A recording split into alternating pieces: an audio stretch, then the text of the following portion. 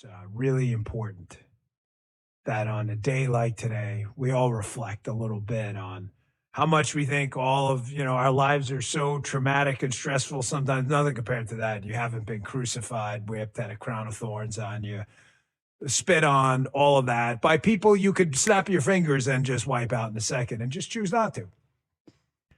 By the way, did you ever read, if you want to take a moment, go to whatever AI generator you use or internet platform, doesn't really matter. Have you guys ever done this? This is everybody's job for today. Jasmine, you too. This is the part of the crucifixion story that I think a lot of people don't tell you. Folks, do you have any idea how painful crucifixion was? Now, the Romans knew this. You may say, yeah, of course it's painful. I mean, forget the nailing to the cross, even though if you were tied to it. The nailing's bad enough. But if you were tied to it, if you ever look this up, how you die from crucifixion, I want you guys to do, and ladies, do it if you can, do a little test for me if you work out and, whatever, you don't have any medical limitations. Go do like a dead hang from a bar and just like tilt your feet backwards, like your legs, like you arc yourself in a direction towards your back. That's what crucifixion does. It pulls you out forward so that you can't properly breathe.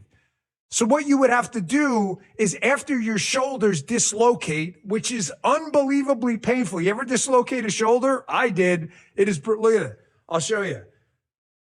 That's the zipper. You see the line? That's from when I dislocated my shoulder. I had to have open surgery to put that sucker back in the right way. You ever dislocate a shoulder? It's horrifying. Imagine both of them being dislocated. You're arched forward. You can't breathe. Your entire chest is constricted. So you're suffocating slowly while your bones are dislocating from the joints. And it happens over a prolonged period of time. It's where the word excruciating comes from. It is probably the most painful form of death, not just because the acute pain, but the chronic pain that it doesn't happen quickly. And Jesus picked that way. Oh, he didn't pick it. He was omnipotent and omniscient. He knew exactly what was going to happen. Just think about that for a moment when you're taking into account the suffering in your life, how it pales in comparison to what he chose. Even if you don't believe he was God, he existed. There's almost zero doubt about that amongst people historians and others. I have zero doubt. People of faith don't, but the historical record, I think, is pretty clear. Crucifixion is an absolutely brutal way to die. I tell you to do that test for a second because I have really bad shoulders, so I'll do these dead hangs. And a couple of times I put my feet behind me and I kind of like hold my toe on the ground if I can touch the ground to make sure I'm arched in the wrong direction. In like 5 seconds, you panic because you can't breathe. Imagine that for hours at a time. Good Friday. Just little things to think about. I didn't really intend. That's your homework today. I didn't intend on starting the show. Jasmine, you too. Because it'll remind you of the great sacrifices of Jesus Christ. Look up crucifixion. Put in a chat thing what happens when you're crucified. Oh, we got a big show for you today. Listen, obviously, big shakeup at DOJ last night. Folks, we're going to cover it fairly.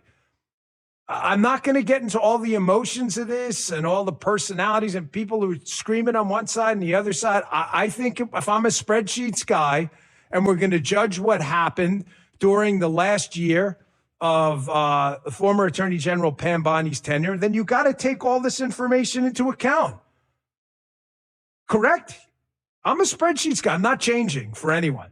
Is this a net present value the last year positive for her and her office, or is it not? Pretty simple stuff.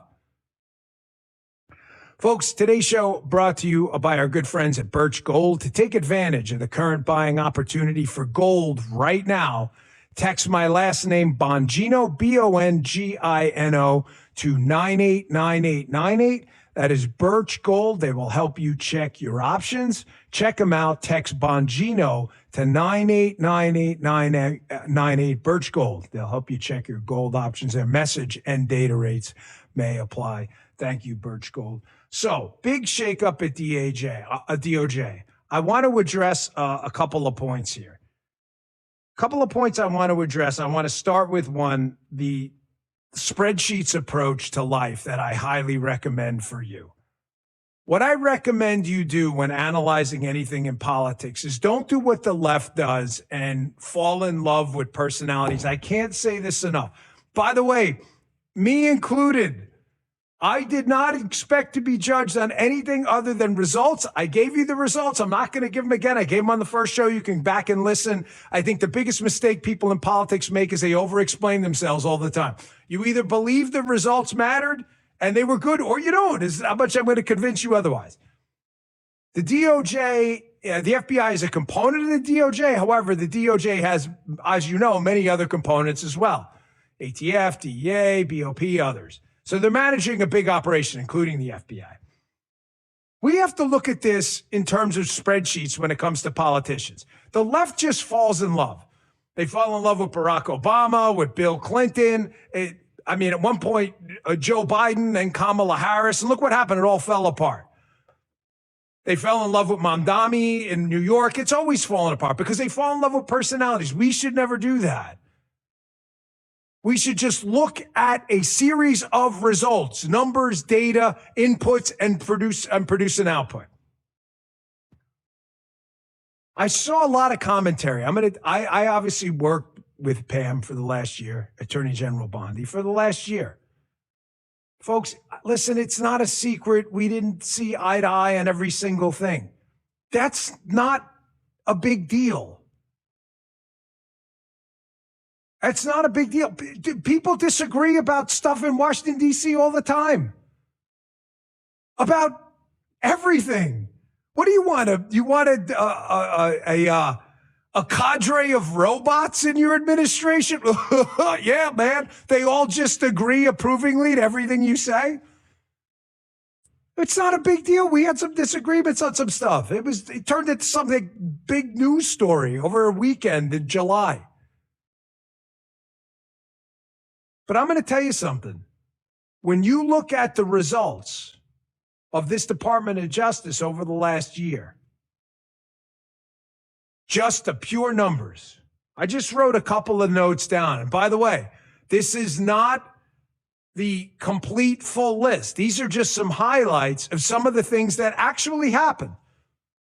I'm not telling you what opinion to have or not on Attorney General Bondi. I'm just telling you the numbers. You pour it into your spreadsheet and then produce your own output. I'm not here to tell you how to think.